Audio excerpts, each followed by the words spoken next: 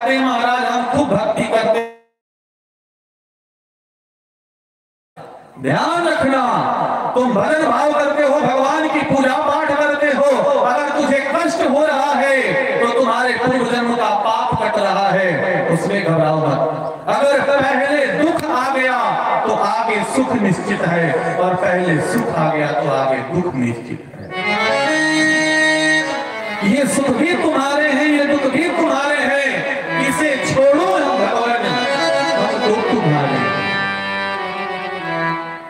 भगवान सोचने पड़ गए तो आदि शक्ति भगवती माता जी से जानकी जी को मां सुनैना ने एक शिक्षा दिया था कि देवी सास ससुर गुरु सेवा करे हो, पति दुख लखी आयस।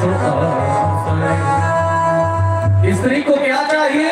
अपने पति के चेहरे को देख करके समझ जाए। आजकल की पत्नी क्या करती है?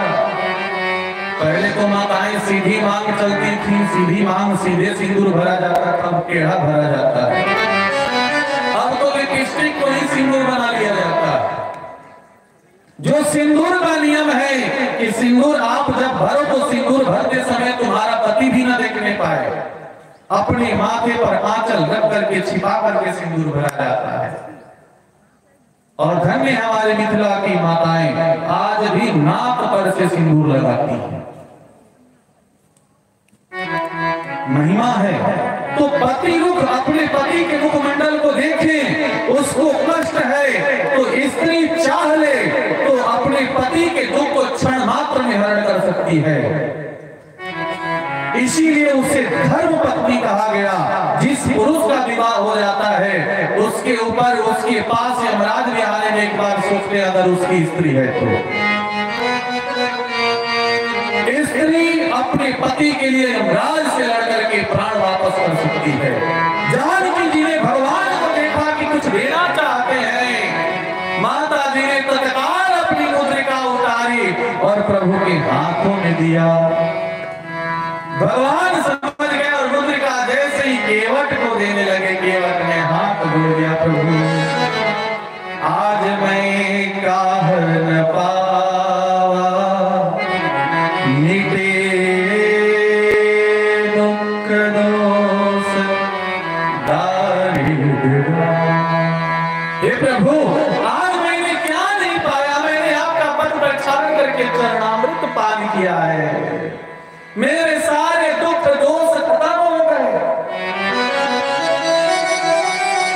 जन्म जन्म के हमारे पाप मिट गए। और इतना ही नहीं महाराज, दरिद्रता तो हमारी खत्म हो गई। कैसे? तो मैंने आपको बैठा करके लाया। जिसके घर में ठाकुर जी रहते हैं ना महाराज, उसके घर में समझो किसी प्रकार की कोई कमी नहीं हो पाएगी। अपने अपने घरों में भगवान को रखना चाहिए। लहसुन प्याज का त्याग करो, भगवान के लिए भोग बनाओ और भोग प्रसाद पाओ। जीवन में कभी किसी प्रकार की कोई कष्ट नहीं आ सकती। भगवान ने स्वीकार करके दिया है। और उसके बाद से प्रभु से केवट ने कहा महाराज वापस आते समय इसी नाव से आइएगा। भगवान 14 वर्ष बाद जब नाव से आए हैं तो राम जी अयोध्या में क्या बने? कर्ण के सिंहासन राज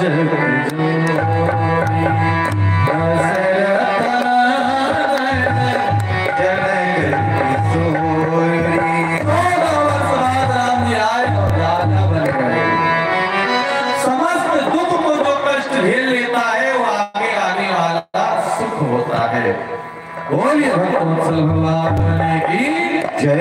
इन्हीं शब्दों के साथ वाणी को विराम। जय जय श्री सीताराम। आइए थोड़ा खड़े हो जाए, आरती कर लें। आरती